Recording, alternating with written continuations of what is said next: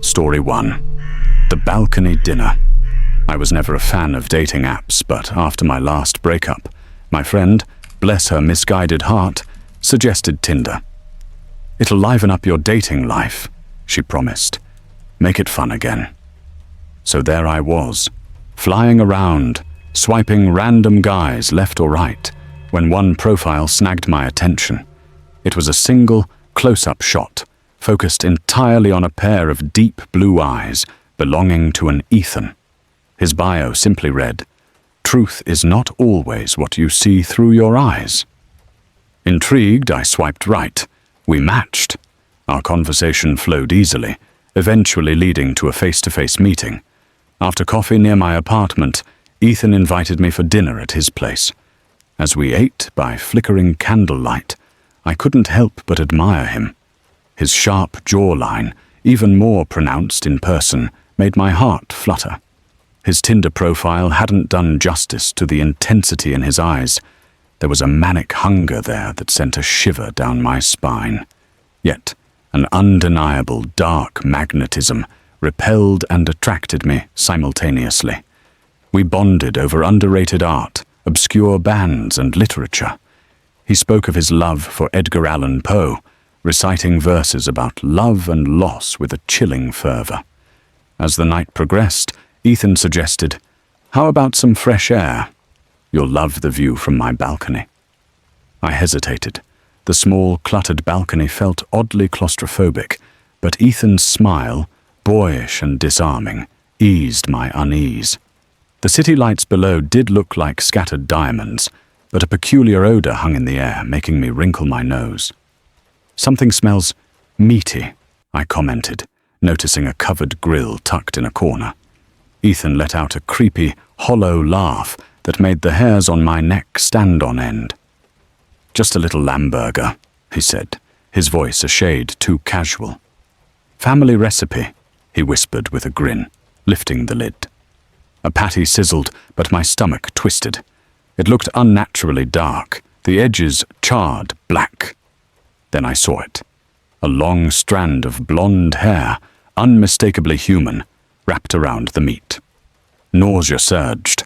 "Whoa, that doesn't look right," I stammered, backing away. Suddenly, Ethan's smile vanished. His eyes narrowed, the charming persona replaced by a cold, dangerous gleam. "I promise you'll love the taste of it, Monica. Just try." A fresh wave of terror washed over me. I don't feel well. I need to go." "No, you don't," he growled, grabbing my hand with surprising strength. "What are you doing?" I screamed, trying to wrench free. "Don't you see?" he hissed, his expression a disturbing mix of anger and desperation. We were meant to be together. Forever. The meaty smell intensified. Fueled by sheer terror, I wrestled free, stumbling back and tripping over a metal bucket in the corner. It clanged loudly, tipping over and revealing its gruesome contents. A bleached human skull and several long bones. Ethan raged, "Monica! Don't ruin the food!" But this time, adrenaline surged. I grabbed a metal spatula from beside the hot grill and swung it blindly. The sickening thud of metal connecting with bone echoed in the night. Ethan crumpled, a choked gasp escaping his lips. I stared, the spatula trembling in my hand, nausea threatening to overwhelm me. The burger, the bones, Ethan's possessive words. It all slammed into place. He wasn't just unhinged, he was a predator, and I was dangerously close to becoming another trophy in his collection. Dazed and trembling, I fled to the lobby and dialed 911, the image of Ethan's twisted face and the bucket's contents making my fingers shake. He remained unconscious until the police arrived. While a team entered his apartment, paramedics escorted me out. Even amidst flashing lights and concerned questions, the fear was a palpable thing. My God, I'd been on a date with a cannibal. The following days were a blur. News reports buzzed with Ethan's arrest. The police had discovered a hidden room in his apartment, filled with the remains of young women, each lured through dating apps. As the only living witness, my story became a chilling testament to the monster hiding behind a charming facade.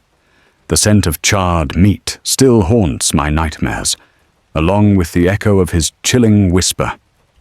We were meant to be together forever. A constant reminder of the night I danced with death. Story 2. The Cream-Colored Carpet. It was 9 years ago when I, then a somewhat reckless 28-year-old, matched with Olivia on Tinder. She was 36, divorced, and lived in a suburban bungalow not far from my apartment. Honestly, I was just looking for some fun, and Olivia seemed perfect. We clicked instantly, bonding over classic rock, horror movies, and a mutual disdain for small-town gossip. There was an undeniable spark, an electric attraction. You like the Rolling Stones? No way, they're my favorite. Yeah, saw them live back in '99. Wild night. We decided to meet at a quiet bar she recommended. Dimly lit, old wooden booths, and a jukebox playing 80s hits. Then she walked in. Olivia was stunning. Effortless charm, a confident gait, and frankly, a smoking hot body. We laughed, flirted, and drank more than we should have. She was blunt. Hope age isn't a damper. I mean, look at you. You can't be 8 years older than me. I'll be honest, Ethan. My name, not the cannibal from the other story, just a common name. I like younger men, and I'm not looking for anything serious. One night thing. Sounds perfect, I slurred, already half gone on her and the whiskey. We left, and Olivia invited me to her place. Her bungalow, old and Victorian-styled, looked unsettling under the moonlight. My drunken brain registered a twinge of unease as I stepped inside. It was beautifully maintained, but had an unnerving air. The living room was a museum of antique furniture, dark wood paneling, and heavy drapes. But something didn't fit. The carpet. It was a creamy, almost too perfect textured expanse that seemed jarringly out of place. Nice place, I mumbled. Daddy sells oil. A beat. Daddy shot himself when I was 3. Got the place in the divorce. My ex was into real estate. Want another drink? She handed me more whiskey, and we settled on the couch. Her touch was intoxicating. Great taste in decor, I said, gesturing vaguely. Very vintage. I'm a sucker for antiques. They have a history, a story to tell, just like us. Oh? And what's our story? 2 strangers, meeting by chance, sharing an adventure. Sounds exciting. What kind of adventure? One that starts with good whiskey and ends with... Well, we'll see. I like the sound of that. You're full of surprises. Only the good kind. Shall we take this adventure downstairs?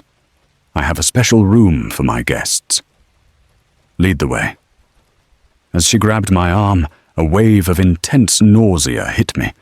I stumbled. Before I could even process it, I'd vomited all over that pristine, creamy carpet. Olivia's demeanor changed in an instant. Her face contorted into a mask of pure fury. "You idiot!" she shrieked, rushing for a mop. "You ruined my carpet! The one thing in this house that doesn't remind me of my sick ex-husband, and now your bile is swimming all over it." Realizing I'd monumentally blown it, I mumbled an apology and practically fled, head spinning, stomach churning. I collapsed into bed, cursing my inability to hold my liquor and ruining what could have been a glorious night. 9 years later, her face, now 45, was plastered on the news. Olivia arrested. A secret torture room uncovered in her bungalow's basement. Young men lured and tortured. Evidence of cannibalism. Token parts of previous lovers. And then, the final, stomach-churning detail. The carpet, the one I'd so memorably defiled, was reportedly made of human skin. I stared at the TV, a cold dread seeping into my bones. That creamy, textured carpet flashed in my mind. I had been sick on a carpet of human skin. A chill ran down my spine as I realized just how lucky I'd been.